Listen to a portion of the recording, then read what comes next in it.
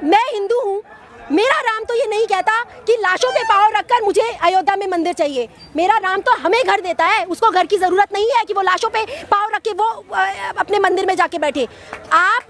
आपने मीडिया खरीदा, आपने कोर्ट्स खरीदे, आपने देश की जितनी भी बड़ी बड़ी ईसी है, चुनाव आयोग है, सबको खरीद के आपने लोगों को बरगलाया है। मीडिया वही दिखाती है जो आप दिखाना चाहते हैं। अगर आज मीडिया सही होती ना तो ये बीजेपी के लोग गद्दी पर नहीं होते। आप एक तरफ बोलते हैं सबका साथ सबका विकास और दूसरी तरफ आप ये कहते हैं कि हम हिंदू राष्ट्र बनाएंगे। ये देश, जब ये देश आजाद हुआ था, इस देश में हिंदू भी था, मुसलमान भी, सिख भी और ईसाई भी। फिर क्यों हिंदू राष्ट्र बनेगा ये देश?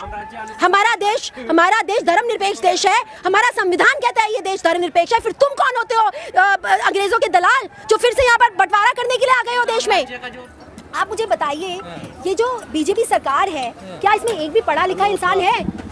आप मुझे बताइए, इनको क्या नीतियाँ बनानी आती है? जो इस देश का अन्नदाता है, जिसकी वजह से हमें हमारी प्लेट में रोटी आती है, आपने तो उसको भी नहीं छोड़ा।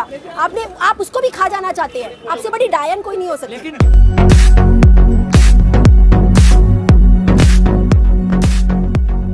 ये तो सरकार की स्ट्रैटेजी है जो वो तारीखें दे रही है, क्योंकि अगर वो सचमुच खैरख्वाह होते किसानों के तो पहली बात तो वो कानून ही नहीं बनाते।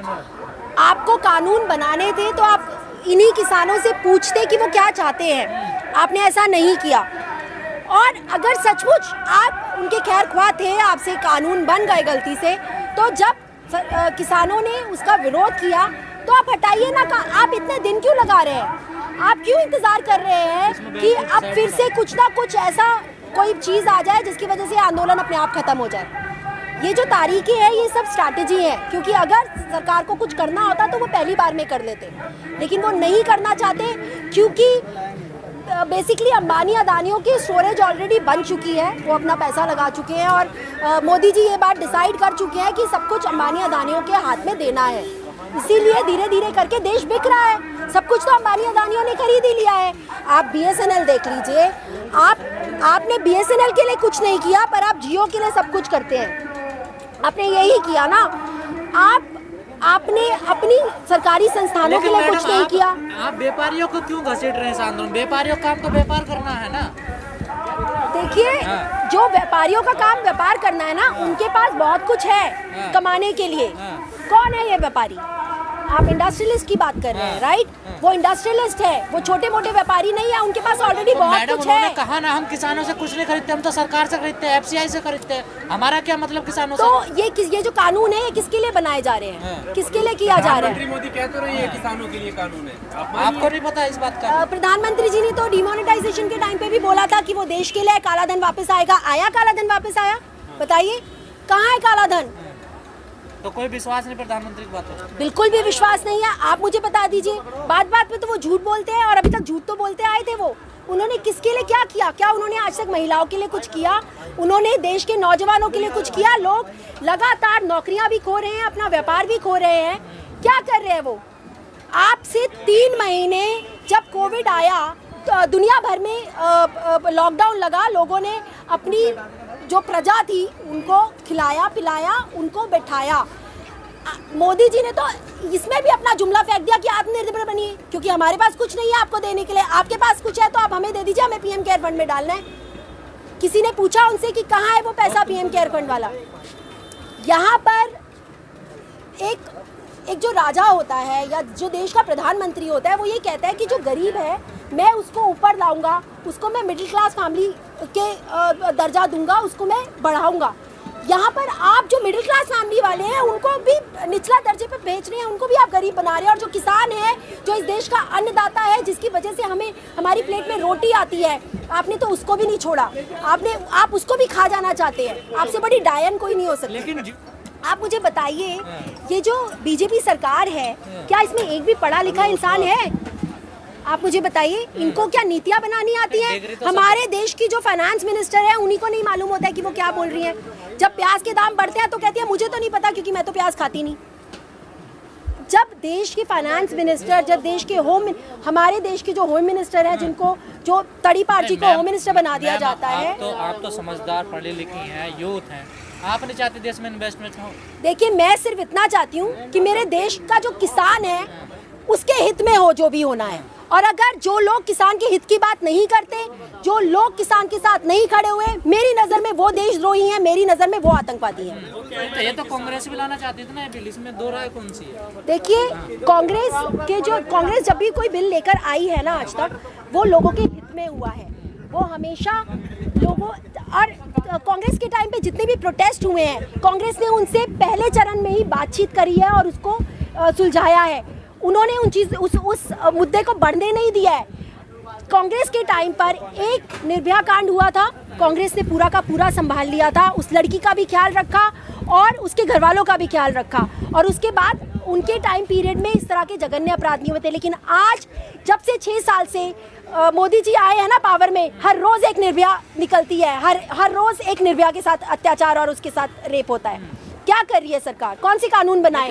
आपको मैडम योगी जी कह रहे हैं कि लोगों तो प्रगति रास नहीं आ रही है, इसलिए कौन सी प्रगति, कौन सा विकास, कौन सा विकास? आपने पूरी इकोनॉमी आप खा गए हैं, आप सारा का सारा देश को आप भट्टे आपने बेच दिया है, सारे के सारे देश को, जंगलों तक को नहीं छोड़ा है। कौन सी प्रगति? इसको आप प्रगति कहेंगे? कि आपके पास कोविड टाइम में पैसा नहीं था लोगों को 2 वक्त की रोटी भी खिलाने का, इसको आप प्रगति कहेंगे? आपकी तो किस्मत अच्छी है कि जब आपका पूरा का पूरा इकोनॉमी पूरी की पूरी खत्म हो गई थी तो कोविड आ गया और आपने सारा ढीकरा कोविड के ऊपर फोड़ दिया। आप तो पहले ही खा चुके थे इकोनॉमी को, और आप खा क्या चुके थे? आपने तो बेच दिया है ना सब कुछ। एयरपोर्ट्स बेच दिए, रेलवेज बेच दिया, BSNL बेच दिया, BHEL बेच दिया, क्या बचा है हमारे पास? आप बताइए। सरकारी नौकरियां, मेरा पूरा परिवार सरकारी नौकरी में रहा है, मेरे पापा, चाचा, ताया सब लोग सरकारी नौकरी में रहे हैं। आज तो हम देखते ही नहीं कि कोई सरकारी नौकरी बची भी है। सारे लॉस में जा रहे हैं ना, तो सरकार करे क्या आखिर, बताइए। तो क्यों आप जियो को बढ़ावा दे रहे हैं? अपने BSNL को बढ़ावा देते ना, उसकी तरक्की कराते। कस्टमर का कौन लेना चाहता? तो BSNL के कस्टमर इसीलिए नहीं है क्योंकि आप प्राइवेटाइजेशन करते जा रहे हैं। अगर प्राइवेट कंपनीज आके आप उनको फैसिलिटीज देते हैं, उनको टावर्स देते हैं, तो उन्हीं का सब कुछ ठीक ठाक होगा ना। लेकिन मैडम नींव तो कांग्रेस ने रखी है ना सब चीजों की, वो तो आगे बढ़ा रही है इसको, नया कहाँ कर रही है वो कुछ? अगर कांग्रेस ने नींव रखी थी ना, कांग्रेस ने संभाला था पूरे देश को। आप मुझे बताइए, मनमोहन सिंह जी के टाइम पर हमारा देश कितनी तरक्की कर रहा था जब पूरे वर्ल्ड में रिसेशन चल रहा था। एक हमारा इंडिया था जहाँ पर ना तो रिसेशन था और ना नौकरियों की कमी। हमारा देश तरक्की कर रहा था क्योंकि वो इकोनॉमिस्ट के हाथ में था, किसी गद्दार के हाथ में नहीं, किसी मर्डरर के हाथ में नहीं, हिंदू मुस्लिम करने वाले इंसान के हाथ में देश नहीं था। सबका साथ, सबका विकास, सबका विश्वास के नारे विकास इतना बढ़िया। आप एक तरफ बोलते हैं सबका साथ सबका विकास, और दूसरी तरफ आप ये कहते हैं कि हम हिंदू राष्ट्र बनाएंगे। उससे दिक्कत क्या है आपको? क्यों दिक्कत नहीं होगी हिंदू राष्ट्र बनाने से? जब ये देश आजाद हुआ था, इस देश में हिंदू भी था, मुसलमान भी, सिख भी और ईसाई भी। फिर क्यों हिंदू राष्ट्र बनेगा ये देश? हमारा देश धर्मनिरपेक्ष देश है। हमारा संविधान कहता है ये देश धर्मनिरपेक्ष है। फिर तुम कौन होते हो अंग्रेजों के दलाल जो फिर से यहाँ पर बंटवारा करने के लिए आ गए हो देश में? का जो नारा दे सब गलत है, बिल्कुल गलत है। आप मुझे एक बात बताइए, मैं हिंदू हूँ, मेरा राम तो ये नहीं कहता कि लाशों पे पाँव रखकर मुझे अयोध्या में मंदिर चाहिए। मेरा राम तो हमें घर देता है, उसको घर की ज़रूरत नहीं है कि वो लाशों पे पाँव रख के वो अपने मंदिर में जाके बैठे। आपने मीडिया खरीदा, आपने कोर्ट्स खरीदे, आपने देश की जितनी भी बड़ी बड़ी EC है, चुनाव आयोग है, सबको खरीद के आपने लोगों को बरगलाया है। मीडिया वही दिखाती है जो आप दिखाना चाहते हैं। अगर आज मीडिया सही होती ना तो ये BJP के लोग गद्दी पर नहीं होते।